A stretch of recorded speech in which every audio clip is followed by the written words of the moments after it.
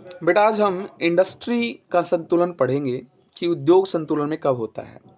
जैसा कि आप जानते हैं हम परफेक्ट कंपटीशन मार्केट पढ़ रहे हैं और परफेक्ट कंपटीशन मार्केट में ये किस तरह की मार्केट होती है मैंने अच्छे से आपको बताया था कि इस मार्केट के अंदर जो प्रोडक्ट बेचा जाता है वो एक ही तरह का होता है, उसमें कोई डिफरेंस नहीं होता। जितनी भी फर्म मार्केट के अंदर हैं, हर एक फर्म जो प्रोडक्ट बेचेगी उसमें कोई डिफरेंस नहीं है, ना कलर में डिफरेंस है, ना प्राइस में डिफरेंस है, ना साइज में डिफरेंस है। हर मामले में वो प्रोडक्ट एक जैसा है।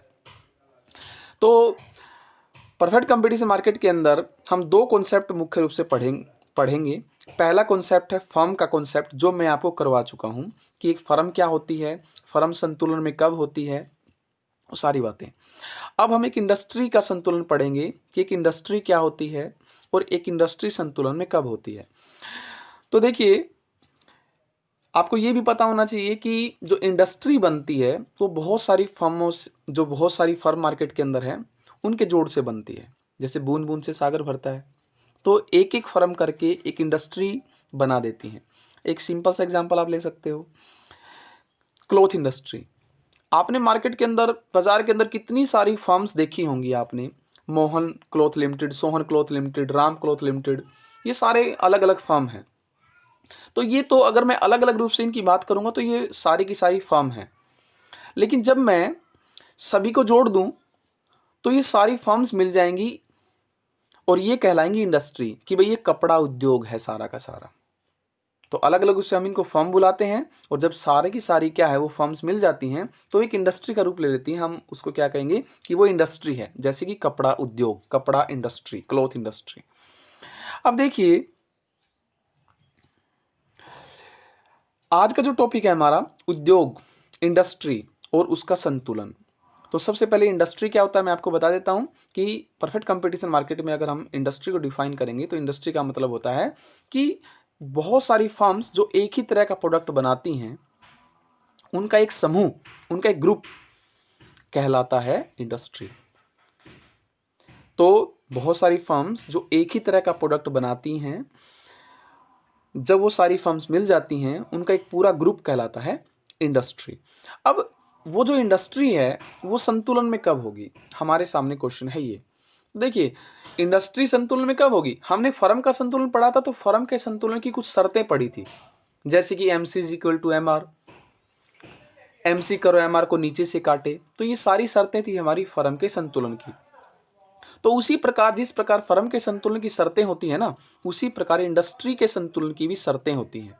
अगर वो शर्तें पूरी हो जाएंगी तो इंडस्ट्री संतुलन में आ जाएगी। तो सबसे पहले हमें वो शर्तें देखनी है। देखिए, मैं आपको दिखाता हूँ कि एक इंडस्ट्री के संतुलन की कितनी शर्तें होती हैं। तो आप देख सकते हैं कि जो इंडस्ट्री है उसके संतुलन की दो शर्तें दी हुई हैं। अगर ये दोनों शर्तें पूरी हो जाएंगी तो हमारा उद्योग संतुलन में आ जाएगा। पहली शर्त क्या है, देख लीजिए। पहली शर्त है कांस्टेंट नंबर ऑफ फर्म्स, फर्मों की स्थिर संख्या। कहने का मतलब ये है कि एक उद्योग तभी संतुलन में आता है जब ना तो कोई नई फर्म मार्केट में आती है और ना ही कोई पुरानी फर्म मार्केट को छोड़ के जाती है। मतलब जितनी फर्म मार्केट में उतनी ही रहें। तो अगर फर्मों की संख्या में कोई चेंज नहीं आता तो हम कहेंगे कि इंडस्ट्री संतुलन में है। और दूसरी शर्त क्या है, फर्मों का संतुलन। दूसरी शर्त में कि जितनी फर्म मार्केट के अंदर हैं वो सारी संतुलन में होनी चाहिए।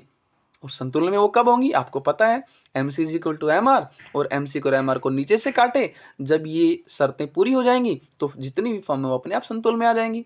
तो कहने का मतलब है कि सारी की सारी मार्केट का जितनी भी फर्म है वो सारी संतुलन में होनी चाहिए। और दूसरी एक शर्त हमारी क्या है कि फर्मों की संख्या स्थिर होनी चाहिए, ना कोई नई फर्म आए ना कोई छोड़ के जाए। तो कहने का मतलब जब ये दोनों शर्तें पूरी हो जाएंगी ना तो अपने आप एक उद्योग संतुलन में आ जाएगा। चलिए, अब हम मान लेते हैं कि ये दोनों शर्तें पूरी हो जाती हैं। तो जब दोनों शर्तें पूरी होगी तो इंडस्ट्री संतुलन में आ गई।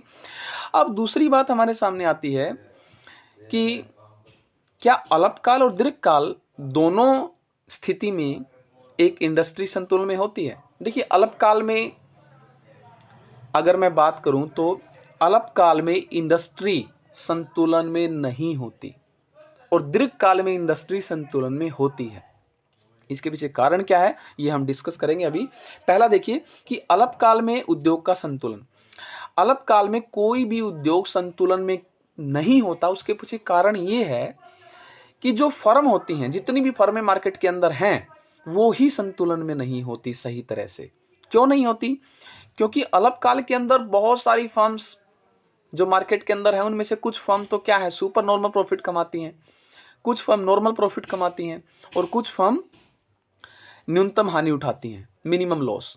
तो 3 स्थितियां हमारे सामने आ गई। कुछ फर्म नॉर्मल प्रॉफिट कमाती हैं, कुछ सुपर नॉर्मल प्रॉफिट कमाती हैं, कुछ मिनिमम लॉस।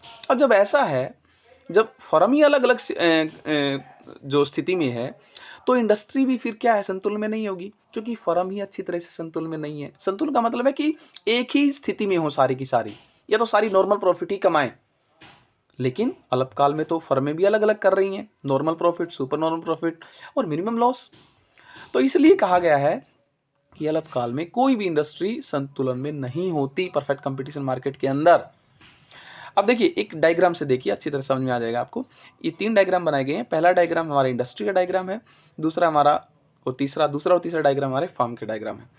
तो पहले डायग्राम में ये बताया गया है कि जहाँ पे डिमांड और सप्लाई, एक इंडस्ट्री के अंदर प्रोडक्ट की डिमांड और सप्लाई जहाँ पे बराबर हो जाती हैं, उतनी कीमत इंडस्ट्री डिसाइड कर देती है। देखिए, ये डिमांड कर्व, ये सप्लाई कर्व, दोनों ई पॉइंट पर क्या है, बराबर है। तो इसका मतलब क्या, इतनी कीमत ओपी के बराबर एक इंडस्ट्री ने एक प्रोडक्ट की कीमत डिसाइड कर दी।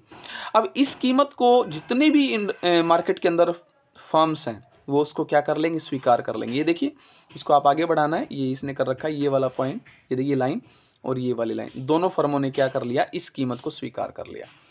अब ये वाला डायग्राम जो दिखाता है, ये वाला डायग्राम दिखाता है सुपर नॉर्मल प्रॉफिट को, और ये वाला डायग्राम दिखाता है मिनिमम लॉस को। क्योंकि क्या है, हम क्या पढ़ रहे हैं, अल्पकाल में उद्योग का संतुलन। तो अल्पकाल में जो फर्म होती हैं, कुछ फर्में क्या करती हैं, कुछ फर्म क्या कमाती हैं, सुपर नॉर्मल प्रॉफिट, कुछ फर्म क्या कमाती हैं, मिनिमम लॉस, और कुछ फर्म नॉर्मल प्रॉफिट। तो यहाँ 2 ही दिखाया गया है, सुपर नॉर्मल प्रॉफिट और मिनिमम लॉस। तो देखिए, जब दोनों फर्म ही अलग अलग क्या है, स्थिति में है, तो इंडस्ट्री तो कभी भी संतुलन में हो ही नहीं सकती।